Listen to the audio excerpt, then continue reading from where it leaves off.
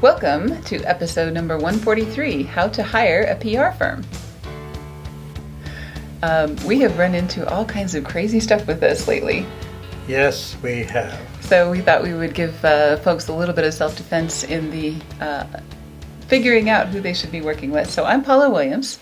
I'm John Williams. And we are ABCI, and ABCI's mission is to help all you folks out there in the aviation world sell more products and services. Right.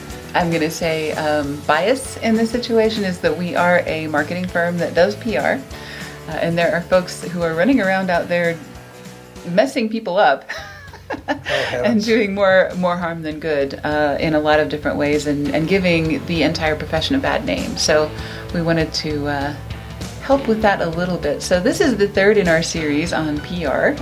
PR is our topic for August. And so there's a lot of folks that are taking money for services, copy, right? Good questions, all. Okay, thank you. I thought that was good. Of course you did. You have anything to add to that?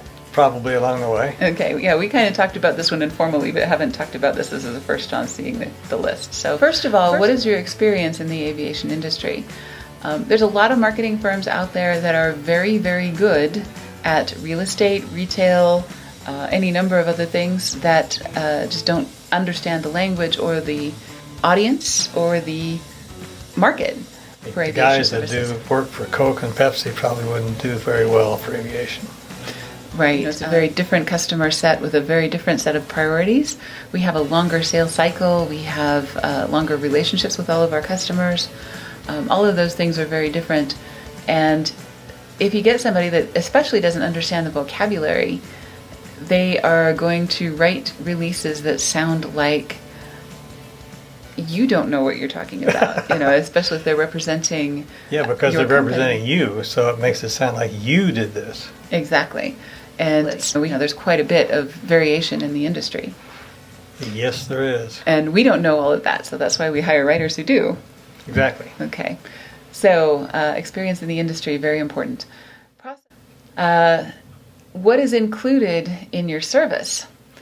So in a lot of cases, they say they're going to write press releases and distribute them. And in a lot of cases, that's just putting them on the wire service or just writing 2 paragraphs. We put a pretty detailed list on our website of what our content marketing, which is basically our press release program, includes. Collaborating on the topics, to writing, to the process of getting them approved, to editing, which John does, and the aviation industry knowledge. And if we have to hire writers who understand your specific area of the aviation industry, we will do that because we get that in a lot of cases it takes a specialist. We do a 500 to 800 word article each month. In some cases we've gone as high as 1,000 words or as low as 500, depending on the nature of the situation and what best serves the purpose, right? Right. Doing the right tool for the right job.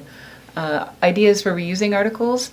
So a lot of times if we will write an article for you, you can reuse that in your customer information packages, in your brochures, on your website for SEO, and we can tweak that a little bit if we need to for specific keywords and do things like that. So that's all included in the process. And we also do a monthly report with a link to the publications that published your article. So you know exactly where it came out. And once we submit a press release, we get back links to all of the places that it was picked up. Mm-hmm. And then we provide those links to you so you can go look at it and see what it was, what magazine, what newspaper, where it went, and what it looks like. Exactly. So the press release distribution services, this is something that you can do yourself. So if someone says that they will do PR for you, in a lot of cases, all they are doing is scrambling something that is on your website and submitting it to one of these wire services. And you can do this yourself, usually for $100 or less, submitting it to one or more of these places. And however, they will pick it up in a number of obscure little publications. But what we do in addition to that is we send it to real aviation reporters at real aviation publications. You also have to be good enough to make it so they will accept it.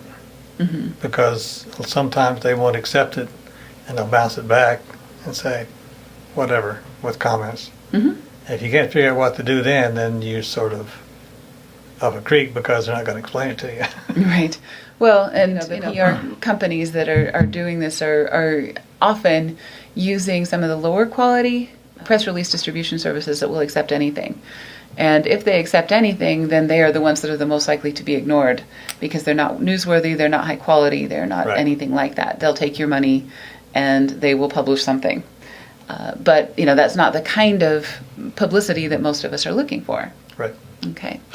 So what you really want, of course, is publication in the industry publications as well as some specific local publications or financial publications, specific targets that have the demographics that you're looking for. And those are people who are most likely to be your customers.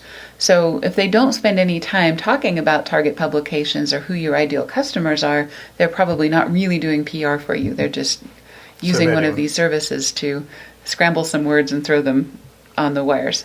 Yep. Right? Okay. All right. So do I get to see and edit a draft? This is our process. And you can see here, a checklist of what's been done and what is still to be done.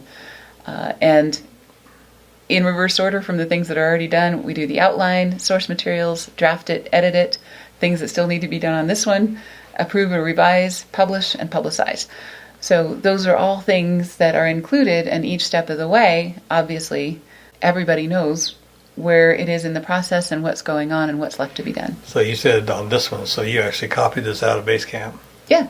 Okay, this is a real in process. Exactly. Basecamp is the project management tool that we use to collaborate with clients so that they can see where we are on our checklist and what's going on, and nothing gets published without them checking it off.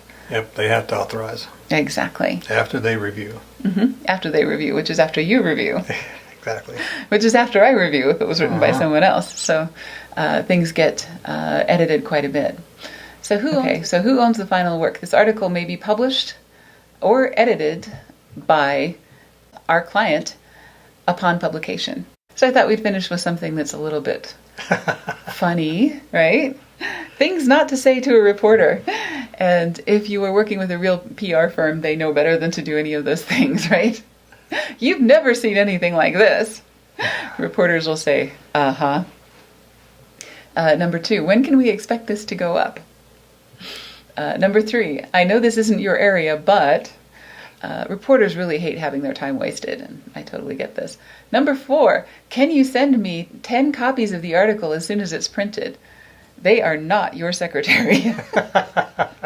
Right? They don't do the printing. They don't do any of that stuff. They may not even know when it's published. They are submitting their stories. They're doing their job. You're doing your job, which is publicity, right?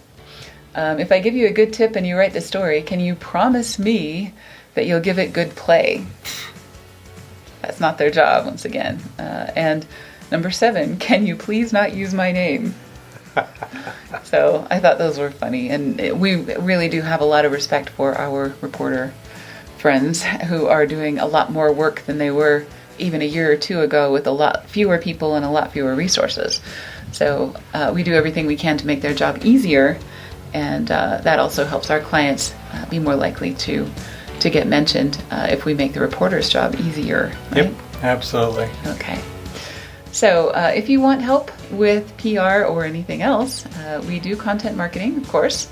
And the great thing about that is that people avoid advertising, especially aviation decision makers like John. Hates advertising, but he loves information, right? Now, why would you ever say a thing like that? Is it true? Of course. Okay. That's why I would say it, because it's true. Uh-huh. Okay. So let's talk about your situation. Let's talk about what is going on in your company that's newsworthy and that you might want to get some PR for, and hopefully positive PR. If you're into disaster recovery or anything else, our last 2 episodes were about that, both natural disasters, mistakes that are made by people at your company, other things that happen that are outside of your control, and trolls, drama queens, and unhappy customers. So all 4 of those things we talked about in the last 2 episodes. So you may want to, if you'd like to talk about your situation and how we might be able to help you get some publicity, let's talk. So click that button on the lower left-hand corner of the website or call 702-987-1679. Exactly. And we'd be happy to talk with you about that. So thanks for joining us, and have a great afternoon. We'll see you next time.